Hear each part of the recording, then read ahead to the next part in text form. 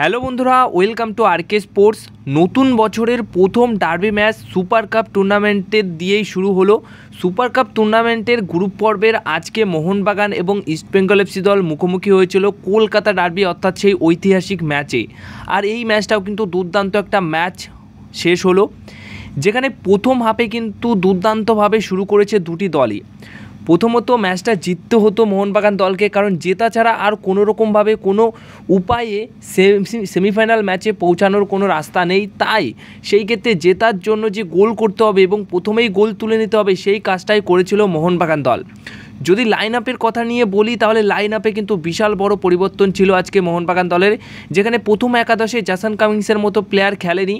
আর এটাই হচ্ছে ভালো সিদ্ধান্ত ক্লিফোর্ড মিরান্ডা অন্তত এই ম্যাচে নিয়েছে। কেন কথা বলছি, কারণ জেসন কামিংস প্রতি ম্যাচে খেলে অবশ্য, কিন্তু তিনি খেলে কি না খেলে সেটা বোঝা যায় না, কারণ মনে হয় তিনি খেললে 10 জনেই খেলছে মোহনবাগান দল। সেই ক্ষেত্রে অন্য একটা প্লেয়ারকে, জেসন কামিংসকে বসিয়ে রেখে অন্য একটা প্লেয়ারকে সুযোগ দিয়েছে, এটাই বিশাল বড় একটা ভালো সিদ্ধান্ত নিয়েছে। আর সেই ক্ষেত্রে অভিষেক এবং গ্লেন মার্টিন্সকে একসাথে শুরু করিয়ে ডিফেন্সিভ মিডফিল্ড পজিশনের জায়গাটাকে শক্তিশালী করে রেখেছে। ওই অনুযায়ী প্লেইং 11 নামিয়েছিল আজকে মোহনবাগান দলের কোচ ক্লিফোর্ড মিরান্ডা, তো সেটা মোটামুটি খুব ভালোভাবেই কাজে এসেছে।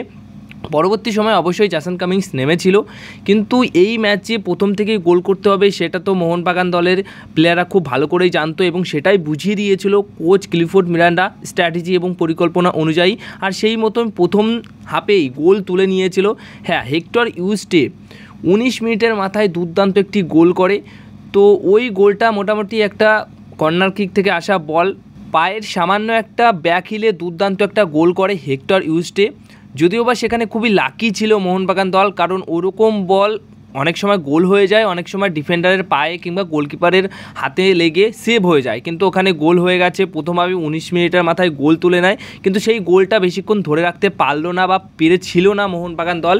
সিলভা, কেলটন সিলভা, এই প্লেয়ারটির কথা সত্যি প্রশংসা করতেই হবে। দুর্দান্ত প্লেয়ার, এই বয়সে এসে যেভাবে পারফরমেন্স করছে, দুর্দান্ত খেলেছে। দুর্দান্ত ডিবক্সের বাইরে থেকে একটা ছোট্ট একটা সুযোগ পেয়েছে, ছোট্ট একটা জায়গা পেয়েছে, ফাঁক ফোকর পেয়েছে, সেখান থেকেই গোল করে দিয়েছে।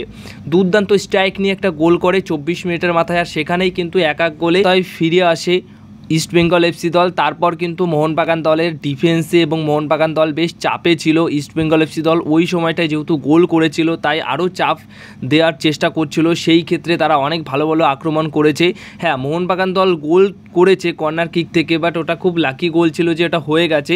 কিন্তু মোহনবাগান দল কিন্তু তেমনভাবে আক্রমণ করে গোল করেনি, কর্নার কিক থেকে সেট পিস থেকে একটা গোল করেছে। কিন্তু ইস্টবেঙ্গল এফসি দল, তোমরা হয়তো ফার্স্ট হাফের খেলা দেখেছো যে বারবার তারা আক্রমণ করছিল এবং যে কটা আক্রমণ করেছে তাদের খুব ভালো ভালো আক্রমণ ছিল। সেই অর্থে মোহনবাগান দলের আক্রমণগুলো খুব একটা ভালো ছিল না, তেমন একটা ভালোভাবে আক্রমণও করতে পারেনি মোহনবাগান দল। এছাড়া এই ম্যাচের প্রথমার্ধে কিন্তু আরও একটা মিরাক্কেল জিনিস ঘটে, যেটা কিয়ান নাসিরি একটা পেনাল্টি পায়। মানে কিয়ান নাসিরি মোটামুটি একটা শট নেয়, সেখান থেকে একটা পেনাল্টি হয়, যেটা হিজাজি মাহেরের হাতে লাগে। তো সেখান থেকে বক্সের ভিতরে হাতে লাগলে কি হয় সেটা আমরা জানি, সেখানে পেনাল্টি দিয়ে দেয় রেফারি। তো সেখান থেকে পেনাল্টি মারতে গিয়ে প্রথম শটে পেনাল্টিতে গোল করে দেয় দিমিত্রি পেট্রাস, কিন্তু সেই গোলটাকে ডিসঅ্যালাউ করে দেয় রেফারি। কি কারণে রেফারি ডিসঅ্যালাউ করেছে এটা কিন্তু এখনও আমার অজানা রয়েছে, মানে আমি বুঝতেই পারছি না কী কারণে। হ্যাঁ, পরে যখন রিপ্লে দেখছিলাম তখন মনে হচ্ছিলো যে হুগো বুমোস বক্সে, মানে যখন শটটা নিচ্ছিল হুগো বুমোস সবার আগে বক্সে ঢুকে গেছিলো, তো সেটার জন্য হতে পারে। বাট পরবর্তী সময় যে তিনি কোন ইঙ্গিত কী দেখালেন যে এই কারণে আমি ডিসঅ্যালাউ করলাম, সেটা বুঝতে পারলাম না।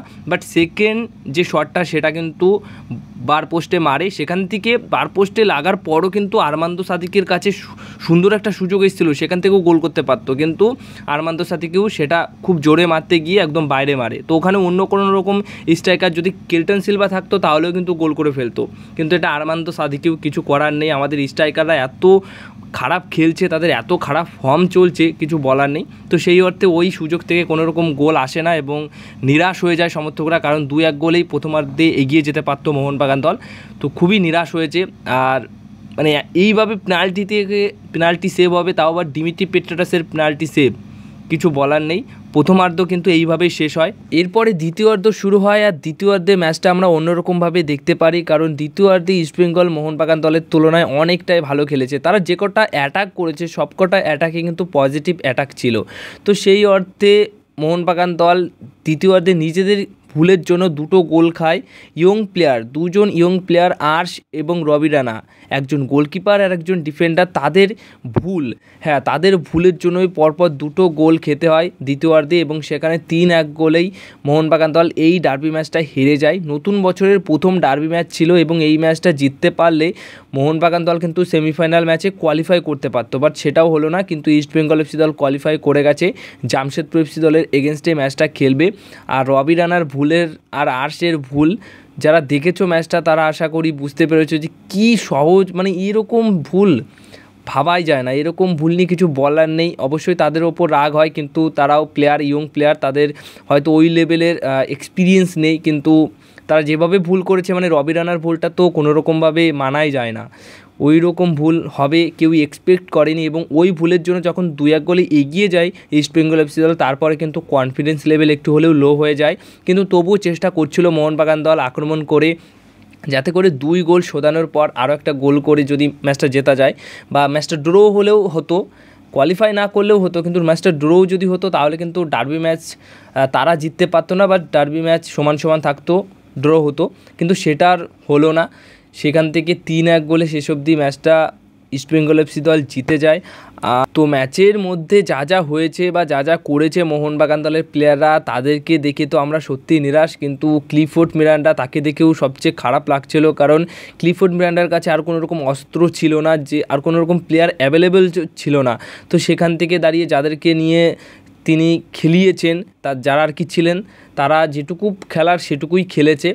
এখানে কিন্তু সবচেয়ে বড় ভুল আমি মনে করি জুয়ান ফ্র্যান্ডোর, কারণ তিনি শুরু থেকেই যেভাবে পরিকল্পনা নিয়ে দল তৈরি করেছিল, সেই পরিকল্পনার এই যে দলের পারফরমেন্স তোমরা আশা করি সেটা দেখতে পাচ্ছ, যে কী দল, মানে কোথায় ডিফেন্সিভ মিডফিল্ড পজিশনের প্লেয়ার নেই, কোনো রকম পরিকল্পনায় স্ট্র্যাটেজি কিছুই বুঝতে পারা যাচ্ছে না। আক্রমণে ঠিকঠাক আসছে, কিন্তু শেষ অবধি আক্রমণটা কোনো রকম পজিটিভ আক্রমণ হচ্ছে না, মানে খেলার মধ্যে সেই ঝাঁজটা নেই মোহনবাগান দলের খেলার মধ্যে। কারণ মোহনবাগান দল 1 গোলে এগিয়েছিল, সেই গোলটাও কর্নার কিকে এসছে এবং একটা ডিফেন্ডার করেছে। আক্রমণে স্ট্রাইকাররা, মিডফিল্ডাররা কোনো রকম গোলও করতে পারেনি বা তেমন ভালোভাবে আক্রমণও করতে পারেনি। আর 6 জন বিদেশি প্লেয়ার নিয়ে মোহনবাগান দল খেলছিল, সত্যি কিছু বলার নেই। অনেক ভুলভ্রান্তি হয়েছে, বাট এখান থেকেই ফিরে আসতে হবে। এটা জাস্ট সুপার কাপ ছিল, একটা বড় সুযোগ ছিল, সেই সুযোগটা হেলায় হারালো।